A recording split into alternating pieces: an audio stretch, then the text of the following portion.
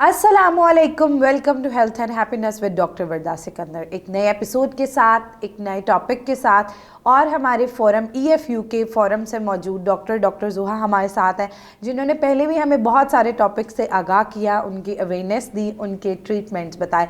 तो आज जैसे कि आप जानते हैं कि अक्टूबर जो है वो ब्रेस्ट कैंसर मंथ जो है वो कहलाता है, तो आज इसी टॉपिक पे बात करने के लिए डॉक्टर ज़ुहा हमारे साथ मौजूद है। आइए जानते हैं कि इसकी डिटेक्शन क्यों ज़रूरी है, क्या वजूहात होती है और क्या ट्रीटमेंट हो सकता है। Welcome to the show doctor Zuha, how are you? मैं ठीक हूँ, आप कैसी हैं? Thank you for Perfect. Having me. अच्छा डॉक्टर ज़ुहा, पहले तो थोड़ा सा बताएं कि ब्रेस्ट कैंसर अवेयरनेस क्यों ज़रूरी है। ब्रेस्ट कैंसर अवेयरनेस इस वजह से ज़रूरी है क्योंकि हमारे पास बहुत ज़्यादा प्रिवेल कर रहे हैं इसके केसेस, ठीक है। इसमें हमारे पास इंसिडेंट्स बहुत ज़्यादा होती जा रही है। आज अगर हम देखेंगे पाकिस्तान में, तो हर 20 में से एक औरत इस रिस्क फैक्टर पे है कि उसको आगे जाके ब्रेस्ट कैंसर हो सकता है। ऑल ओवर द वर्ल्ड हमारे पास 3.5 मिलियन केसेस जो हैं वो रजिस्टर हो रहे होते हैं, ठीक है। और उसमें से मोस्टली केसेस जो हैं वो लेट डिटेक्शन की वजह से डेथ की तरफ जा रहे होते हैं, ठीक है।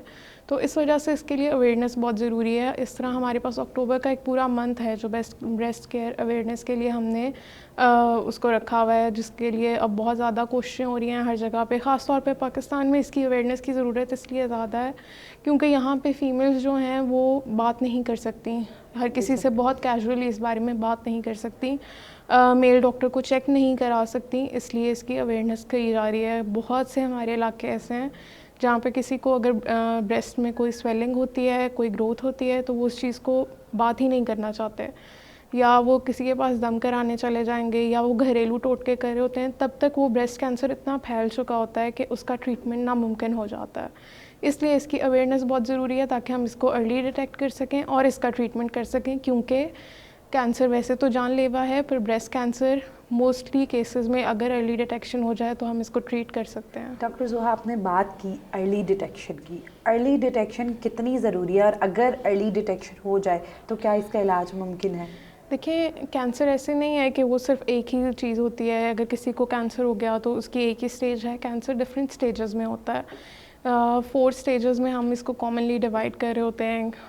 अब वो स्टेजेस में जाऊंगी तो एक लंबी बात हो जाएगी, पर अगर हम इसे उसी जगह पे पकड़ लेते हैं जहाँ ये बनना शुरू हो रहा है कैंसर, तो तहाँ वहाँ पे उसका इलाज करना आसान हो जाता है उस चीज़ से कि वो पूरे जिस्म में फैल जाए, क्योंकि कैंसर एक हिस्से से दूसरे हिस्से में फैलता है, खून के ज़रिए भी, और भी तरीके होते हैं हमारी बॉडी में जिससे वो फैल रहा होता है। तो इसलिए हम लोग कहते हैं कि आपको जूनी अपनी छाती में कुछ महसूस हो, आप उस टाइम फ़ौरन चेक कराएं, ताकि आप, ज़रूरी नहीं है कि हर जो ग्रोथ है कैंसर हो, पर उसमें ये होता है कि अगर आप उसे वक्त पे चेक करा रहे हो, कैंसर नहीं है, वेल एंड गुड, कैंसर है तो उसका ट्रीटमेंट शुरू किया जा सके। इसको हम अर्ली डिटेक्शन कहते हैं।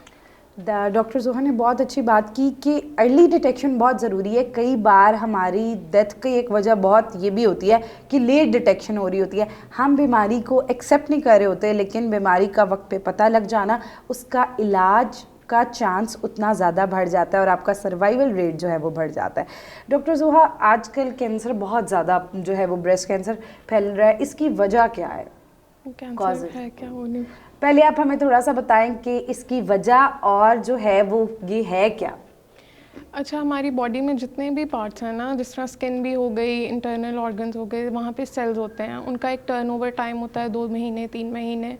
जैसे कि बाल होते हैं, वो गिर जाते हैं, उनकी जगह नए बाल आ रहे होते हैं। इसी तरह पूरी बॉडी के सेल्स का यही सिस्टम होता है कि वो एक टाइम पे मैच्योर हो रहे होते हैं, फिर एज कर रहे होते हैं, फिर वो डेथ हो रही होती है, हम उसे एट्रोफी वगैरह कह रहे होते हैं, ठीक है।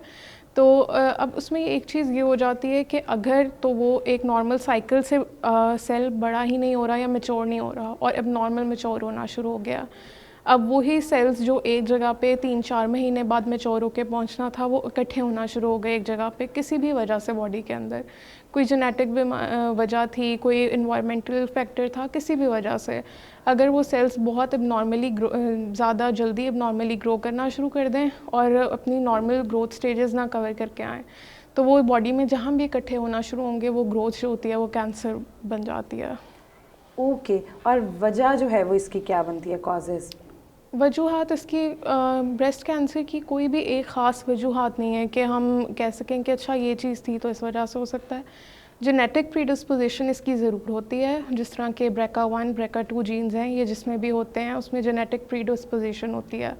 इसी तरह जेनेटिकली ये भी होता है कि अगर आपकी माँ के साइड के रिश्ते, जैसे आपकी खाला, नानी, इनमें से अगर किसी को कैंसर है ब्रेस्ट का या कोई भी और कैंसर, तो जो आपके फीमेल्स होती हैं वो ज़्यादा प्रीडिस्पोज हो जाती हैं उस चीज़ के कि ठीक है आपकी अगर मदर की साइड से कोई कैंसर का किसी को था तो फिर आपको ज़्यादा मॉनिटरिंग करानी चाहिए, आपको ज़्यादा ख्याल रखना चाहिए, क्योंकि आपके लिए रिस्क फैक्टर ज़्यादा हो जाता है। और स्पोरेडिक कैंसर्स भी होते हैं जिसमें फैमिली में कोई केस कभी नहीं रहा और कोई जेनेटिक इस तरह का मसला भी नहीं था, पर हो गया। पहले ये कहते थे कि हाँ अगर किसी की रिप्रोडक्टिव एज बहुत लेट शुरू हुई, इस तरह की चीज़ें, हाँ वो चीज़ें देखने में आती हैं, पर कोई इस तरह का फैक्टर नहीं है जो हम उसको रिलेट कर सकें, क्योंकि एक टाइम होता था लोग कहते थे कैंसर बुढ़ापे में होता है, अब वो यंग लोगों में भी हो रहा है, तो इसलिए हम ये नहीं कह सकते कि कोई ख़ास वजह होगी।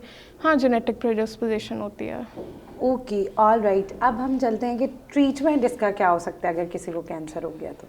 ठीक है, ट्रीटमेंट पे तो हम बाद में जाएंगे, पहले हम ये बात करेंगे कि हम इसको डिटेक्ट कैसे करेंगे। अगर हमें पता ही नहीं है कि हमें कैंसर है तो हम उसका ट्रीटमेंट कैसे कर सकते हैं। तो उसके लिए बहुत ज़रूरी है कि आप ख़वातीन के लिए कि वो अपना सेल्फ़ एग्ज़ामिनेशन करें और हर माह किया करें। बेशक जेनेटिक प्रीडिस्पोजिशन है नहीं है, ये आपके भले के लिए होता है और उसमें ये इसके लिए फ्लायर्स वगैरह हर जगह से मिल जाते हैं। और तरीका मैं भी आपको बता सकती हूँ कि आप अपना हाथ ऊपर करके शीशे में देखें कि दोनों जो आपके ब्रेस्ट हैं वो नॉर्मल साइज़ में हैं, शेप में हैं, एक दूसरे से डिफरेंट तो नहीं है, थोड़ा बहुत साइज़ डिफरेंट होता है, ठीक है। अगर उससे ज़्यादा कोई इशू है तो फिर आप उसको चेक करें। अब सेल्फ़ एग्ज़ामिनेशन में आपने सेंटर से स्टार्ट करके लिटरली जाना होता है, मतलब साइड्स की तरफ। अब आप जब उसे चेक कर रहे हो अगर, और इसमें ये भी होता है कि आपने अपनी जो मेंस्ट्रुअल साइकिल है उसके आसपास चेक नहीं करना होता। Once you are free from your menstrual cycle उसके बाद एग्ज़ामिनेशन करें। और जब आप टच कर रहे हैं आपको अगर कुछ फ़ील होता है खुदा न ख्वास्ता, तो फिर आपने उसको छोड़ना नहीं है, आपने उसकी एग्ज़ामिनेशन करानी है। अगर तो आपकी एज मोर देन 35 है तो आप मेमोग्राफी के लिए जाएंगे, अगर एज लेस देन 35 है तो आप अल्ट्रासाउंड कराओगे। अल्ट्रासाउंड इसलिए हम लोग कर रहे होते हैं क्योंकि यंग लोगों में मेमोग्राफी नहीं करते, उसकी रेडिएशन एक्सपोजर ज़्यादा होता है, और बड़े जो एज 35 अबव उसमें अल्ट्रासाउंड इतना काम नहीं कर रहा होता हमारे लिए, तो हम उसमें मेमोग्राफी की तरफ जाते हैं। अब तो एक प्रोटोकॉल ये भी है कि आफ्टर 40 हर ईयर जो भी फीमेल्स हैं उनको मेमोग्राफी लाजमी कराना चाहिए, ताकि अगर कोई इशू चल रहा है तो वो पता लग जाए, क्योंकि अक्सर केसेस में ऐसा होता है कि छाती पे कोई ग्रोथ नहीं भी नज़र आ रही होती तो वह अंदर कैंसर बन रहा होता है, ठीक है। तो इसलिए ये है एक चीज़ अर्ली डिटेक्शन के लिए। और हाँ, उस एग्ज़ामिनेशन में आपने सिर्फ ब्रेस्ट तक नहीं रहना, आपने अपनी बगलों की एग्ज़ामिनेशन भी अच्छे तरीके से करनी है। अक्सर औकात जो गिल्टियाँ होती हैं जो हदूद बगल के अंदर होते हैं उनकी स्वेलिंग भी हो जाती है। अगर आपको अपनी बगल में भी कुछ महसूस हो तो आपको डॉक्टर के पास जाना चाहिए। फिर आ जाते हैं हम ट्रीटमेंट्स पे। तो ट्रीटमेंट्स जो हैं वो डिफरेंट होते हैं, उसमें ये नहीं है कि यहाँ बताने की ज़रूरत है। उसमें टेस्ट हो रहे होते हैं, टेस्ट का मैंने आपको बता दिया, दो मेन जो हैं मेमोग्राफी और अल्ट्रासाउंड। फिर उसके बाद बायोप्सीज होती हैं और फिर जो भी उसके अंदर हमें पता लगता है कि अच्छा ये इस हार्मोन से सेंसिटिव है, हम उसके रिलेटेड उसका ट्रीटमेंट कर लेते हैं। डॉक्टर ज़ोहा, आपने बात की सेल्फ एग्जामिनेशन की, तो सेल्फ एग्जामिनेशन में हमने कौन कौन सी चीज़ें जो हैं उन्हें देखना है? एक तो मैंने आपको बताया कि आप साइज़ चेक कर रहे होते हो कि वो दोनों एक जैसे हैं, अगर तो ज़्यादा डिफरेंस नहीं है तो वो एक नॉर्मल चीज़ है, अगर ज़्यादा डिफरेंस आ रहा है तो आपने डॉक्टर के पास जाना है। अगर कोई ग्रोथ है, अब कुछ ग्रोथ्स होती हैं अगर तो स्किन उस ग्रोथ के साथ चिपक रही है तो ये भी एक कैंसर की अलामत है। अगर उस ब्रेस्ट की जो स्किन है वो संतरे की तरह की हो गई है तो ये भी ब्रेस्ट की अलामत है। अगर कुछ केसेस में ऐसा होता है कि लोग उसको इग्नोर करते रहते हैं और वो फट जाता है, अल्सर बन जाता है, ये भी ब्रेस्ट की अलामत है। और इस तरह की चीज़ें होती हैं, आप लोगों ने देखना होता है कोई डिस्चार्ज तो नहीं आ रहा, अगर मदर जो है वो लैक्टेटिंग नहीं है मदर, ठीक है, वो फीड नहीं करा रही और वैसे कोई डिस्चार्ज आना शुरू हो गया, वो ख़तरे की अलामत है। ख़ास तौर पे जब उस डिस्चार्ज के अंदर खून आ रहा हो तो ये ख़तरे की बात होती है। और इसके साथ आपने बगल में देखना होता है कोई दूध वगैरह तो नहीं है, कोई स्वेलिंग तो नहीं है, ये सब आपने चेक करना होता है सेल्फ एग्जामिनेशन में।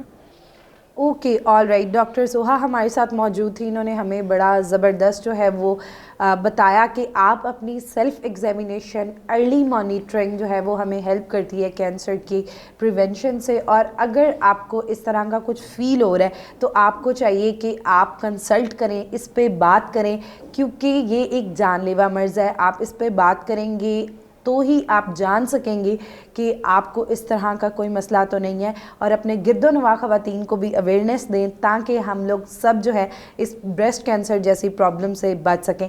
अगर आपको इस तरह का कुछ महसूस हो रहा है तो आपको चाहिए अपने करीबी ऑन्कोलॉजी डिपार्टमेंट में कंसल्ट करें, और अब आप घर बैठे हमारे EFU फोरम पर मौजूद डॉक्टर्स को भी कंसल्ट कर सकते हैं। अगर आपका इस टॉपिक से मुतल्लिका कोई भी सवाल है तो आप कमेंट सेक्शन में हमसे पूछ सकते हैं। तब तक अपनी सेहत का ख्याल रखिए। मिलते हैं एक नए एपिसोड के साथ। अल्लाह हाफ़िज़।